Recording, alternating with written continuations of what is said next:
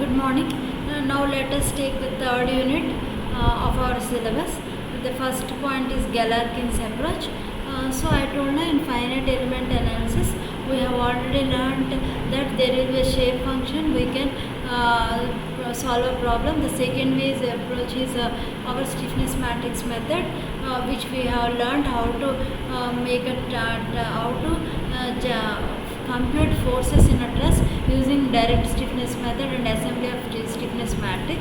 Now the next way of approach is you have Rayleigh-Ridge, Galerkin, so many methods are there. In your syllabus you are having Galerkin's method. What is this Galerkin's method?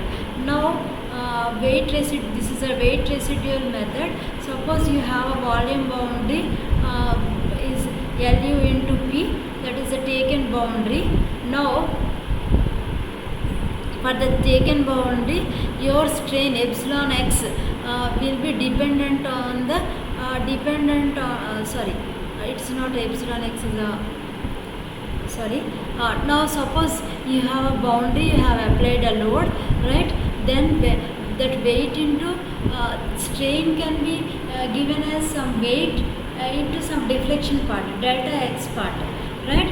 In Galerkin method, you will take the weight of the particular element multiplied by the delta, then you will be computing the forces. Now when you compute like this, there will be definitely some error may occur. That error is given as epsilon x is equal to L u bar minus P, where P is the external load, Lu is the approximate solution for the applied load. That is applied load. You have unknown which we are trying to solve. That unknown Lu minus P. Now this is a small error. Now to the entire body, if the error is applied, so whole integral VW L minus P, Lu dash minus P is the error. That is weight into Wi into dV.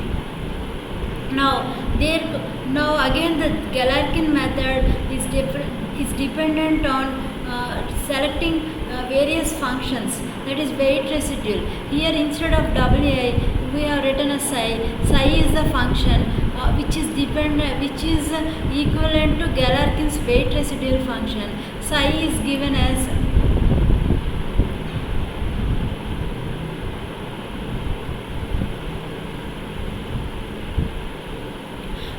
psi is the weight that is equal to Wi. Psi is one of the function. In Galerkin approach, now u bar is a function which is summation of Qi and Gi. Qi is the unknown vector, where Gi is the function of the vector. So your Gi are usually polymer space coordinates x, y, z. So don't confuse so much. The simple way is you will have weight, you will have deflection. That deflection pattern, weight pattern is taken as psi here, and the deflection pattern is dependent on the polynomial function. It is Gi here. That is what broadly a Galerkin function is. So finally, in the Galerkin method, the phi function is taken. Phi you have seen here, the phi function is taken as psi I into Zi. Psi I is related to weight, Zi is related to deflection. That is the entire Galerkin method. Now the Galerkin method, its applications, we can read by yourself to the engineering problems. Now the next topic is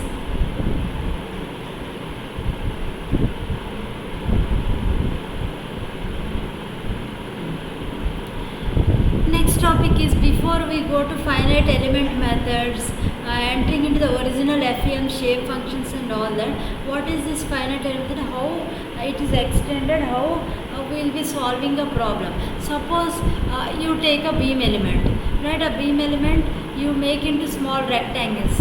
Now beam element, it is a beam element here, you make into small rectangles, then like this, small rectangles. Now each rectangle you will have x, y, z.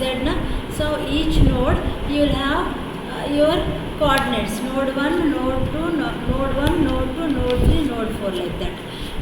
At each end node you will have x and y z coordinates, x1 y1, x2 y2, x3 y3, x4 y4. That you will have nodal coordinates. Now at each node you will have displacement. That displacement we have to find out. For that particular displacement, nodal displacement, we assume some function, right? Displacement function.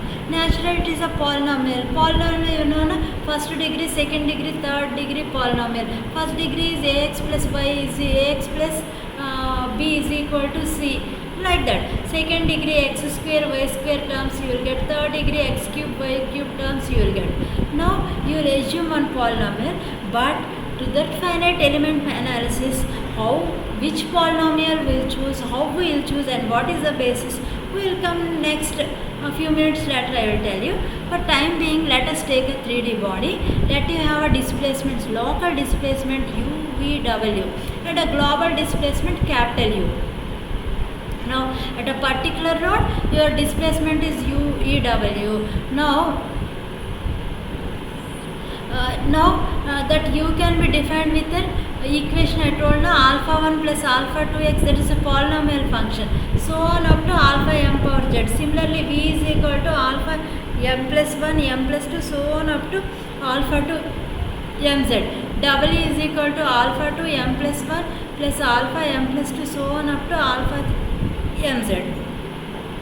Now the same we can write in a matrix form, u, v, w, that is x, y, z, so on, multiplied with alpha 1, alpha 2m, alpha 3m. Similarly 0, 0, 0, because these 0, 0, 0 does not do with anything with alpha 1, alpha 2, alpha 3m. Only 1 x, y, z are related to alpha m plus 1, m plus 2, n plus 3. So all that we can see in the simple terms. We can write this, my U matrix is dependent on some alpha dash into alpha matrix.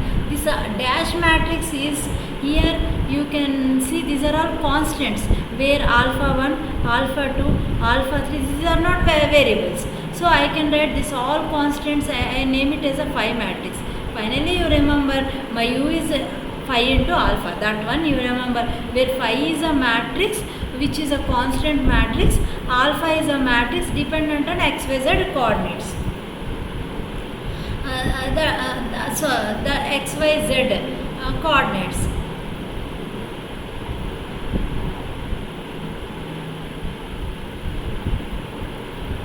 Sorry, this phi matrix is dependent on also local coordinates. That xyz, this alpha is dependent on global coordinate. Okay, again I am telling, this phi matrix is dependent on this phi matrix is dependent on local coordinates multiplied by alpha 1, alpha 2, alpha 3, those are constants, right? Those constants, they will be coming from equation boundary conditions. Now I say I can write, I have already told you na, u is the at particular node you will have x, y, z direction displacements.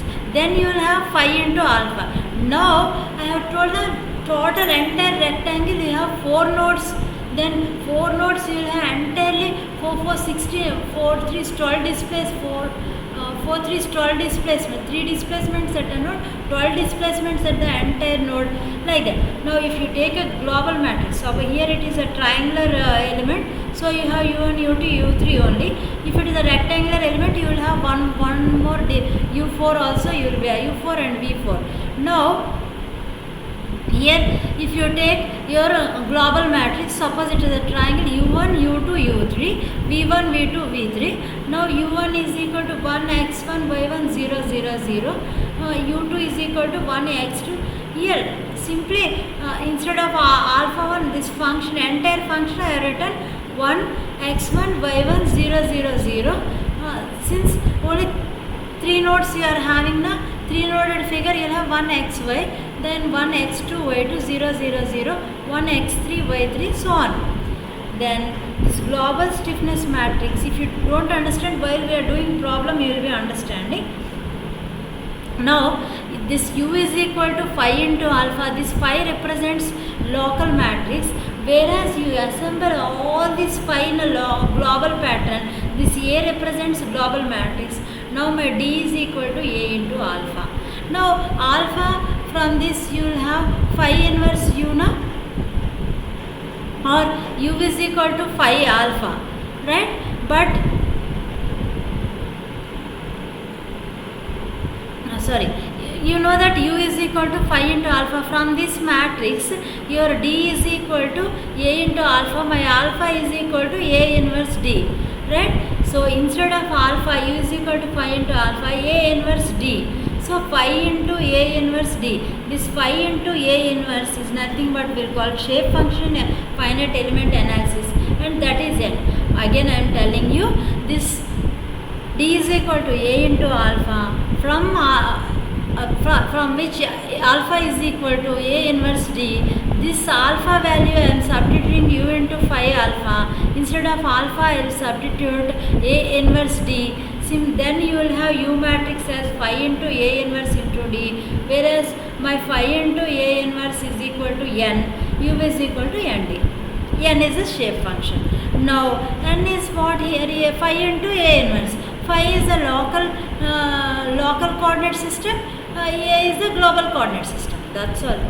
Locally the system, globally the system. While do the problem, you will be understanding. For time being, you understand this. Now, importance of requirements of finite element analysis. There are 4 requirements, right? 4 directions: east, west, north, south. There are 4 requirements. Those 4 are C's only. The first C is continuum. The second C is compatibility. The third C is convergence, and the fourth C is conformal. Again I am repeating. The first C is continuum. The second C is compatible. The third C is convergence. The fourth C is conformal. These are the 4 C principles in finite element methods we will be using. Now, what is the first C? What is continuous? What is first C is what? Continuous. You remember your truss element, how my nodes are continuous. You have picked, suppose this is a rectangular element we are taking. Here it will be node 1. My node 1 should not be at the top. Node 1 should be adjacent to this here or adjacent to this here. It should not be a diagonal element. That is what continuous means. Node should be in a continuous anti-clockwise direction. Mind you, the continuity should be in an anti-clockwise direction. That is continuity. Now, the next element is what I told you. One is continuity. Second one is compatibility. What is compatibility? Suppose you are taking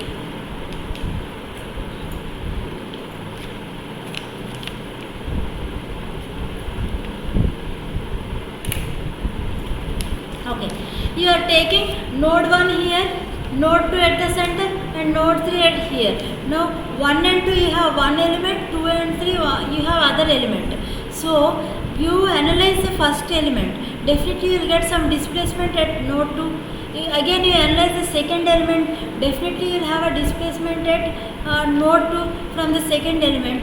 Now the pattern of the displacement from the first element to the second element, it should be similar. What I mean to say, from the first element I got a displacement like this, then the next displacement should be something down. It should not go up like this, come back like this. Then if it is coming back, our analysis is wrong. Again I am repeating, at the second element my displacement pattern should be something like this from the first element, and it should continue and have a particular pattern. It should not be a reverse pattern. Then we are wrong. That is what compatibility is. Compatibility is the displacement should be compatible in nature.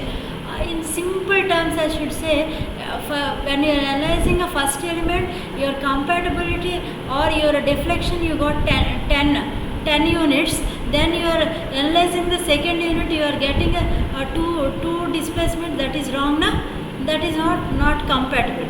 The third one is convergence requirement. This is very important. An important question comes to you, that is finer mesh versus higher order element. What is this finer mesh versus higher order element? I will say now this convergence is dependent on finer the mesh.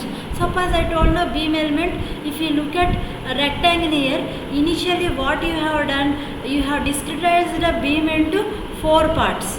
Entire rectangular beam into 1, 2, 3, 4 parts. Now you got some answer. Let us say that is 4, 1. Now what you have done, you have increased the number of elements to 8, 1 to 8. You got an answer 4, 2. Similarly, you have increased the number of elements to 16. That is 4, 3. Now the error, what I mean to say convergence. Error should be convergence. Now 4, 2 to 4, 1. That is 4, 2 minus 4, 1 by 4, 1. We will get some error. Again 4, 2 to 4, 3 to 4, 2 minus 4, 2. You will get some error. The error E2 should be less than error E1. Simple terms, what is you don't worry. Now you are discretized. Suppose you are taking a simply supported beam with UDL. You will get a deflection WLQ, point load, that PLQ by 48. Now in FEM you are analyzing, you are discretized your beam into 4 elements. You got PLQ by 48.5 EA. Now you understood that that is an error. Now go for the second discretization, 1 to 8 elements. Now my error is PLQ by 48.2. It reduced, now error reduced, that is converging. Similarly you go for third 16 elements, then you will get PLQ by 48.02 EA. Then your convergence, that is you are coming nearer to solution. That is error is reduced or error is minimized. That is what your convergence criteria is. Now what is finer the mesh? Finer mesh means more number of elements. Your mesh size is reducing. So in the examination you will be asking, if finer the mesh, what is the what could be in FEM? You can write a statement like this.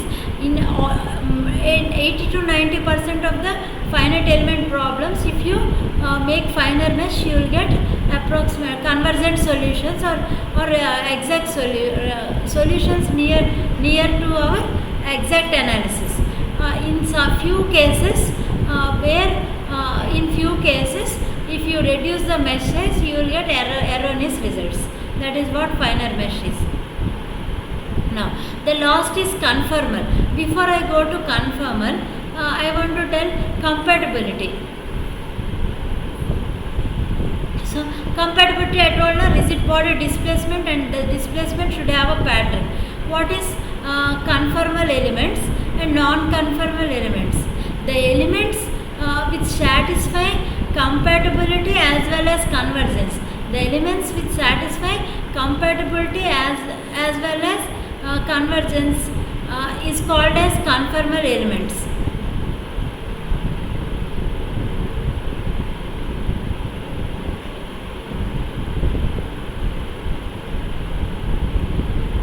Now again you have C0 compatibility, C1 compatibility, C2 compatibility.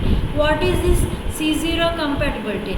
At the common boundary, that is I told now, at the common boundary node 2, at the node 2 your displacement should be common. That is coming from this side, your displacement should be common. Suppose you are aware na, when you are a continuous beam, at the support what happens? You have a displacement like this. So whenever coming from this node, here it should be 0, from this element it should be 0. Like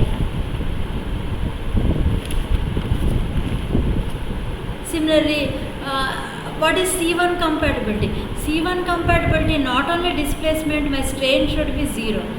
Now C2 compatibility, not only displacement and strain, in addition curvature should also be common at the boundary. So the node, the function should satisfy displacement, the curvature also, strain, displacement and curvature. What is non-conformal element? A conformal element satisfies both convergence and compatibility, whereas a non-conformal element only satisfies convergence. It does not satisfy compatibility. Okay, now let us take higher order element. Before I go to geometrical invariance, what is higher order element? Now before I go for geometrical invariance, sorry, functions are not written here. Anyhow, I will take higher order element. So after having geometrical invariance, let us go for higher order element.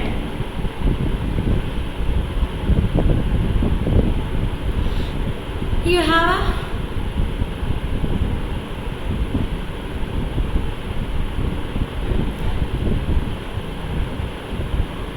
what is this geometrical invariance? Geometrical invariance means you have a local coordinates as well as global coordinates.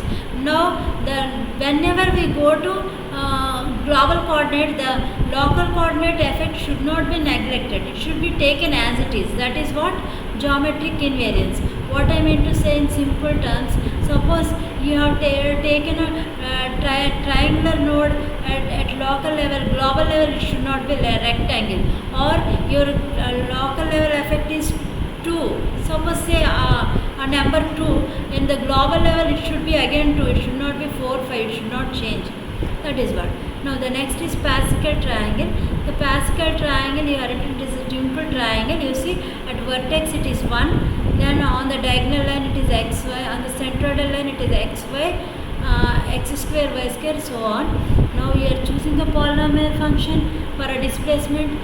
You have seen here, that is how we will choose like this. U alpha 1, alpha 2x, you are worried this much long equation, which is very simple, you can see here.